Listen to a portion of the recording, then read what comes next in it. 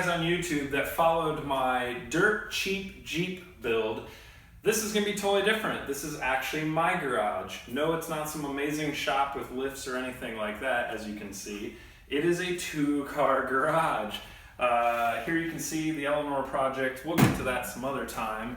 It's a lot of project, but if you follow me, we're going to talk about this Z06 Corvette. This is actually owned by my buddy David, who is awesome. This thing's got a Procharger on it, and I'm going to show you what makes this thing so great.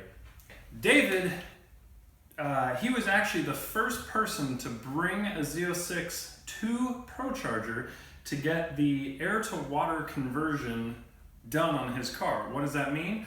Well, a Z06 comes from the factory with a Roots supercharger installed in this area. And at Procharger, we actually replaced the intake manifold with a nice CNC billet piece. We strap on a centrifugal supercharger, better known as a Procharger. And what's hidden very nicely right here that's all OEM looking, this is an air-to-water intercooler. Bypass valve is right here, mass air meter's right here, nice little louvered fins going on here for a real OEM look. But basically, this intercooler is good for 1,500 horsepower. This blower is good for about 1,200 horsepower. But unfortunately, the fuel system on these cars is really what holds them back. So here's the backstory on this car. This car is 100% stock other than the supercharger conversion. It does have headers, but that's it. There's no camshaft, there's no fuel system changes, there's nothing. There's nothing fancy.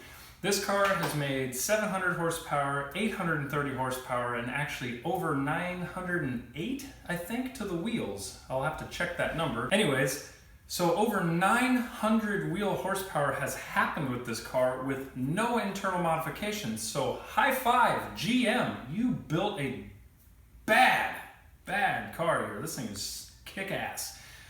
So my plan and David's plan is to make 1,000 wheel horsepower with a stone stock LT4. So how are we going to do that, you ask? That's the next part. Okay, to make that 1,000 horsepower number, you know, the big 4-digit number that every car guy wants to see, the key to this is going to be fuel. Now, this car did have a Snow Performance methanol kit on it, and that's what helped it get to the 900 horsepower. Love the system to death, love Matt and the guys at Snow Performance. We're still going to keep that kit on there. However, we're actually going to start adding E85 to this car. So if you come on down here, my friends over at Deechworks Injectors, by the way, these guys make some fantastic fuel injectors. They sent me some mock-up injectors, so I have some nice 40mm units here, and I have a little bit longer unit here, and I'm going to come over here to the car and I'm going to show you what we're going to do with these. So I got some mock-up rails here, and these injectors are actually going to go into these rails, and they're going to end up getting installed right about here, give or take.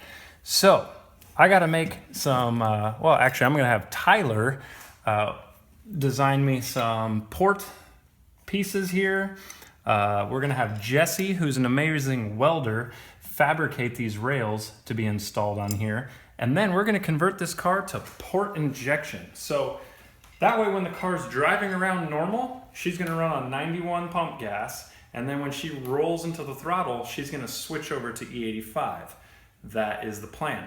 Because this car gets tons of miles put on it. So this isn't something you're just going to drive for 50, 60 miles. This is a car you're going to drive for 5 hours at a time and then be able to still roll into the throttle. So fuel range is key on this car for David. We're going to jump to the back and we'll show you what else we're going to do. So I just said that fuel economy is the key for this car for David, meaning we're going to leave the factory fuel tanks completely by themselves. Again, this car has 2 fuel tanks, one on each side, better known as a saddle tank. That way those can always be filled up with 91 and all of its normal driving. So my plan is this. I'm actually going to build a false floor inside of the back of this car.